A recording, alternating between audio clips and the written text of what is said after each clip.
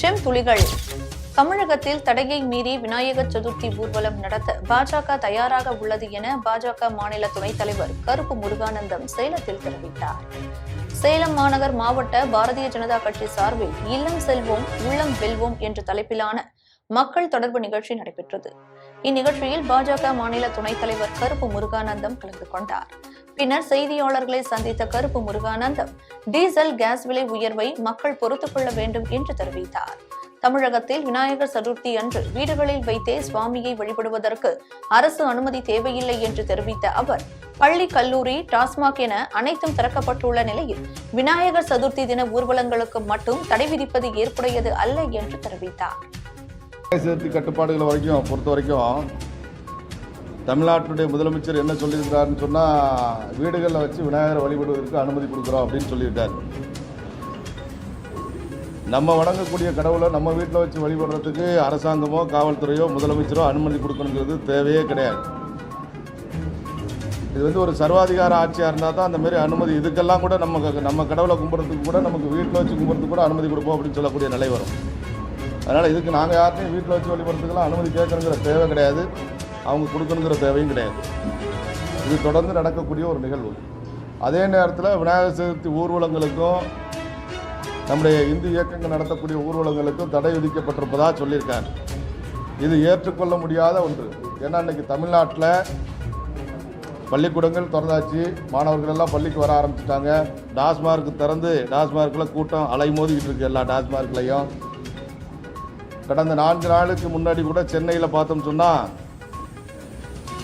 கிறிஸ்தவ மதத்தில் நடைபெறக்கூடிய கொடியேற்று விழா நிகழ்ச்சிக்கு சென்னை முழுக்க ஸ்தம்பித்து போகக்கூடிய அளவுக்கு அங்கங்கே கூட்டம், கொடியேற்று விழாக்கெல்லாம் நடந்துச்சு. இப்போ எல்லாருக்கும் எல்லா நிகழ்ச்சிக்கும் அனுமதி கிடைக்குது. அரசியல் ரீதியான கூட்டங்கள்லாம் எல்லா இடத்துலையும் நடத்தப்பட்டுக்கிட்டு தான் இருக்குது, எல்லா கட்சியிலையுமே நடத்திக்கிட்டு தான் இருக்கோம். அப்படி இருக்கக்கூடிய சூழ்நிலையில் வேணும்னு சொன்னால் அரசாங்கம் சில கட்டுப்பாடுகளை, ஒரு ஊர்வலம் நடத்துறதுல நீங்கள் இவ்வளவு பேர் போகணும் கொள்ளணும் அப்படின்னு சில விதிமுறைகளை ஏற்படுத்தலாமே தவிர, ஊர்வலமே போகக்கூடாது அப்படின்னு சொல்கிறது ஒரு இந்துக்களுக்கு எதிரான சிந்தனையோடு, கிறிஸ்தவ மதத்தினுடைய தூண்டுதலோடு நடைபெறக்கூடிய ஒரு நிகழ்வாக தான் நாங்கள் பார்க்குறோம். அதனால் நிச்சயமாக இதை ஏற்றுக்கொள்ள முடியாது. இந்த தடை என்பதை ஏற்றுக்கொள்ள முடியாது. தடையை மீறி இந்து இயக்கங்கள் ஊர்வலம் நடத்துறதுக்கு நாங்கள் தயாராக இருக்கோம். எதையும் சந்திக்கிறதுக்கு, எந்த வழக்கையும் சந்திக்கிறதுக்கு நாங்கள் தயாராக இருக்கோம். காஞ்சிபுரத்தில் விநாயகர் கோவில் வாயிலில் இந்து முன்னணியின் ஆர்ப்பாட்டத்தின் போது அதற்கு எதிர்ப்பு தெரிவிக்கும் விதமாக அத்திவரதர் புகைப்படத்தில் செருப்பை சொருகி வைத்த கடையை இந்து முன்னணியினர் அடித்து நொறுக்கியதால் பரபரப்பு ஏற்படுத்தியது. விநாயகர் சதுர்த்தி விழா கொண்டாட தமிழக அரசிடம் கட்டுப்பாட்டு நெறிமுறைகளுடன் அனுமதி வழங்க கோரி இந்து முன்னணியினர் தமிழகம் முழுவதும் இந்து ஆலயங்களின் முன்பு ஆர்ப்பாட்டத்தில் ஈடுபட்டனர். அந்த வகையில் காஞ்சிபுரம் சங்குபாணி விநாயகர் வாயிலில் இந்து முன்னணியினர் விநாயகர் துதிப்பாடி அறவழி போராட்டத்தில் ஈடுபட்டு வந்தனர். இந்நிலையில் அந்த கோயிலின் வாசலில் நடைபாதையில் பூஜை சாமான்கள் விற்பனை செய்யும் கடையை பூபதி என்பவர் நடத்தி வருகிறார். இந்து முன்னணியினர் ஆர்ப்பாட்டத்தில் ஈடுபடுகிறார்கள் என்பதை அறிந்த அவர் கடையில் அத்திவரதர் புகைப்படத்தில் செருப்பை சொருகி வைத்திருந்தார். இதை கண்ட இந்து முன்னணியினர் ஆத்திரமடைந்து பூபதியின் கடையை அடித்து உடைத்தனர். மேலும் அங்கு விரைந்து வந்த காவல்துறையினர் அக்கடையின் உரிமையாளர் பூபதியை விசாரணைக்காக காவல் நிலையம் அழைத்து சென்று விசாரணை மேற்கொண்டு வருகின்றனர். இதனால் அப்பகுதியில் சிறிது நேரம் பெரும் பரபரப்பை ஏற்படுத்தியது.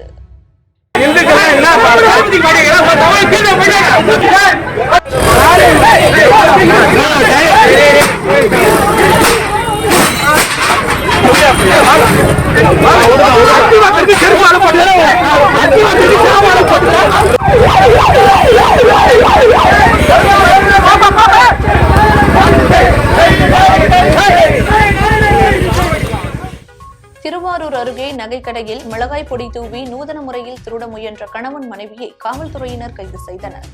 மகாராஷ்டிர மாநிலத்தைச் சேர்ந்த 42 வயதான கிரண்குமாரின் நகைக்கடையில் திருவாரூர் அருகே உள்ள புலிவலம் விஷ்ணு தோப்பைச் சேர்ந்த கணேசன் மனைவி கவிதா. இவர் பர்தா அணிந்து கொண்டு நகை வாங்குவது போல் கடைக்காரரிடம் பேச்சு கொடுத்துள்ளார். அதே சமயம் ஆட்டோ ஓட்டுநரான கவிதாவின் கணவர் கணேசன் கடை வாசலில் ஆட்டோவுடன் காத்துக் கொண்டிருந்ததாக கூறப்படுகிறது. இந்நிலையில் கவிதா தனது கைப்பையில் மறைத்து வைத்திருந்த மிளகாய் பொடியை கிரண்குமார் மீது வீசி 5 சவரன் தங்க சங்கிலிகளை எடுத்துக்கொண்டு வெளியே ஓடியுள்ளார்.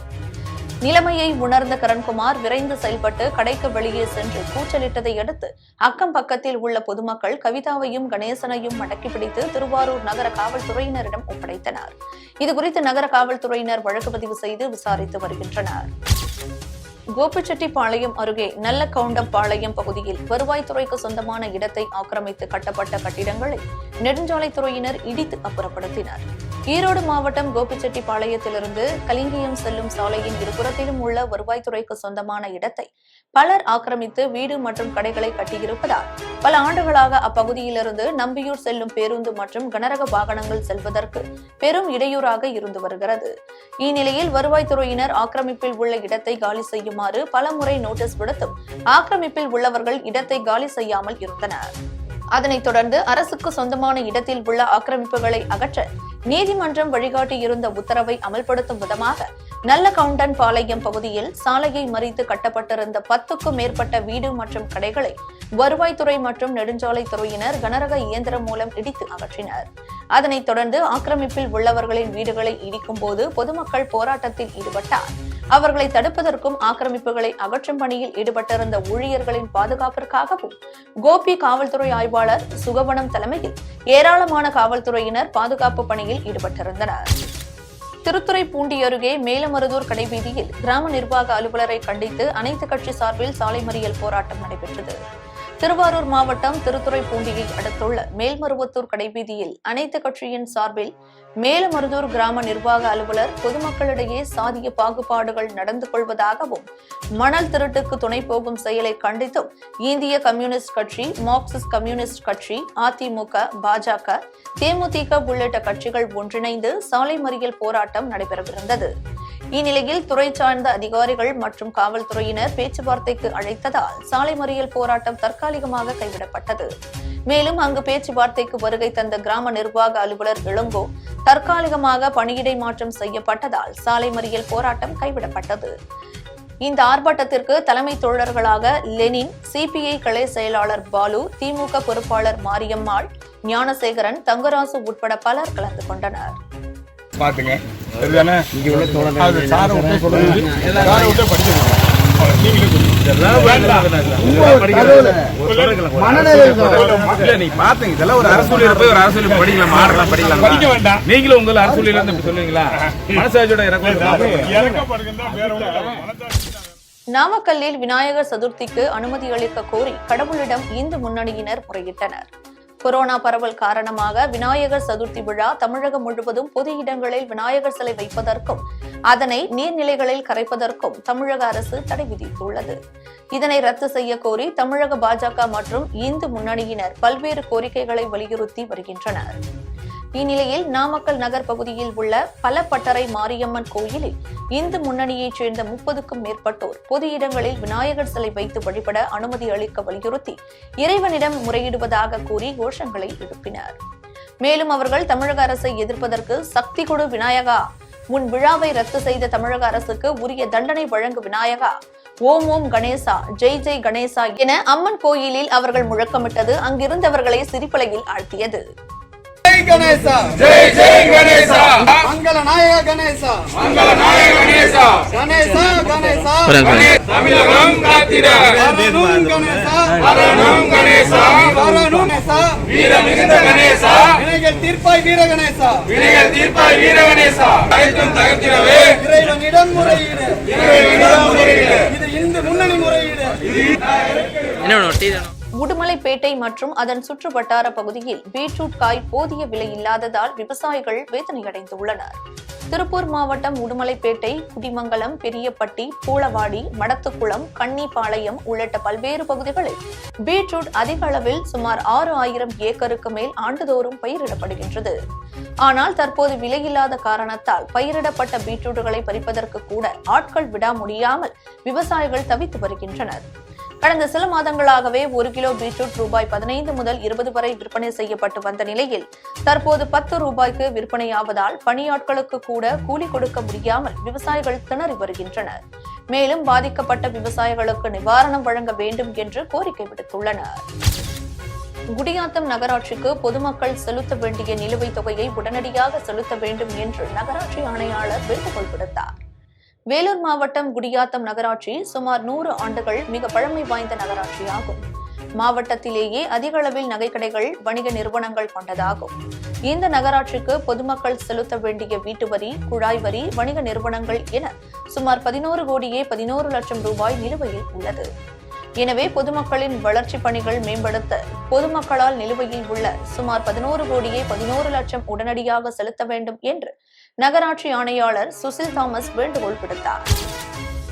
ஜெயங்கொண்டம் அருகே காவல்துறைக்கு சவால் விடும் விதமாக சிசிடிவி பொருத்தப்பட்ட இடத்தில் கோவில் உண்டியலை உடைத்து திருடிச் சென்ற கொள்ளையனை காவல்துறையினர் தேடி வருகின்றனர். அரியலூர் மாவட்டம் ஜெயங்கொண்டம் அருகே அணைக்குடம் கிராமத்தில் ஐயனார் கோவில் பேருந்து நிறுத்தம் உள்ளது. இந்த பேருந்து நிறுத்தம் அருகே ஐயனார் கோயிலுக்கு என்று தனியாக உண்டியல் உள்ளது. இந்நிலையில் பேருந்து நிறுத்தத்திற்கு வந்த பொதுமக்கள் உண்டியல் உடைக்கப்பட்டு இருந்ததைக் கண்டு கோயில் பூசாரி மற்றும் ஜெயங்கொண்டம் காவல்துறையினருக்கு தகவல் தெரிவித்தனர். சம்பவ இடத்திற்கு வந்த காவல்துறையினர் வழக்கு பதிவு செய்து மர்ம நபர்களை தேடி வருகின்றனர். கோவிலில் உண்டியல் நீண்ட காலமாக திறக்கப்படாததால் சுமார் 50,000 காணிக்கை பணம் இருக்கலாம் என கோவில் பூசாரி தெரிவித்துள்ளார். உடுமலைப்பேட்டை அருகே காந்தி நகர், ஐஸ்வர்யா நகர் பகுதியில் சுற்றித் திரியும் குரங்குகளை வனப்பகுதிகளுக்குள் கொண்டுவிட வேண்டும் என வனத்துறையினருக்கு சமூக ஆர்வலர்கள் கோரிக்கை விடுத்துள்ளனர்.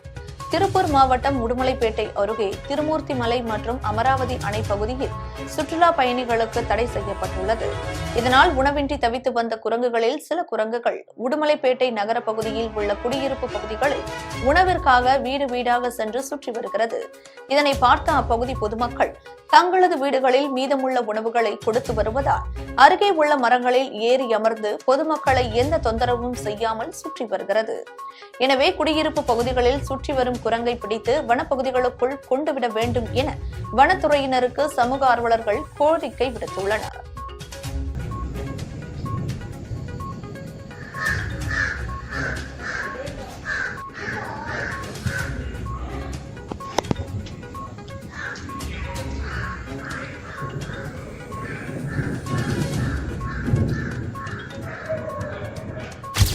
தூத்துக்குடி மாநகராட்சியில் உயிர்பலி வாங்க காத்திருக்கும் சாலைகளின் பணியினை விரைந்து முடிக்க கோரி மாவட்ட நிர்வாகத்திற்கு பொதுமக்கள் கோரிக்கை வைத்தனர். தூத்துக்குடி மாநகராட்சி ஸ்மார்ட் சிட்டியாக மத்திய அரசால் தேர்வு செய்யப்பட்ட நாள் முதல் பல்வேறு சாலைகள் உடைத்தெறியப்பட்டன. 40 அடி சாலைகள் 20 அடி சாலைகளாக மாறி வருவதுடன் பல்வேறு சாலைகளில் தோண்டப்பட்ட குழிகள் பணிகள் நடைபெறாமல் மூடப்படாமல் உள்ளதால் அதில் கட்டப்பட்டுள்ள கம்பிகள் வெளியே நீட்டிய வண்ணம் உள்ளன. மாநகராட்சியின் மெத்தன போக்கால் இதுபோன்ற சாலைகளால் பொதுமக்களுக்கு மட்டுமே வேதனை அல்ல, போக்குவரத்து காவலர்களுக்கும் சோதனையாக மாறி வருகிறது.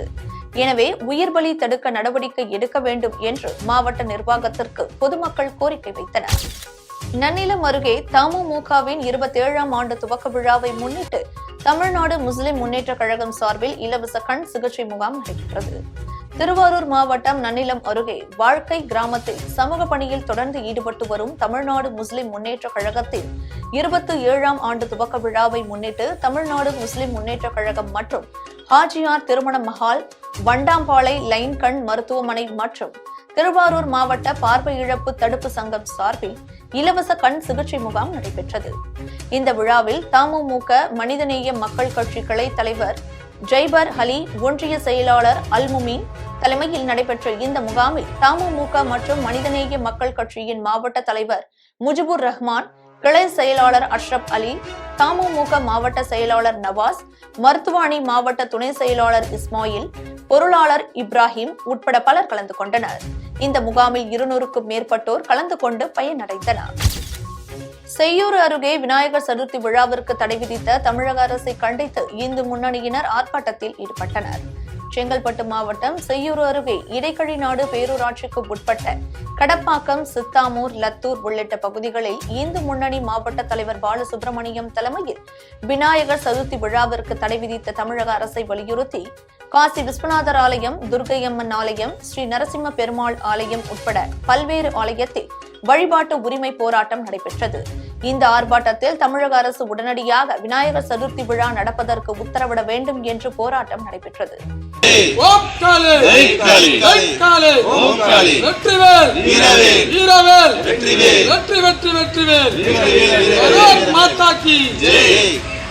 தமிழக அரசு விநாயகர் சதுர்த்திக்கு தடையா, தடையை நீக்கு தமிழக அரசு தடையை நீக்கு. இத்துடன் ஜெம் துளிகள் நிறைவடைகின்றன. மீண்டும் துளிகளை காண இணைந்திருங்கள் ஜெம் தொலைக்காட்சியுடன். நன்றி, வணக்கம்.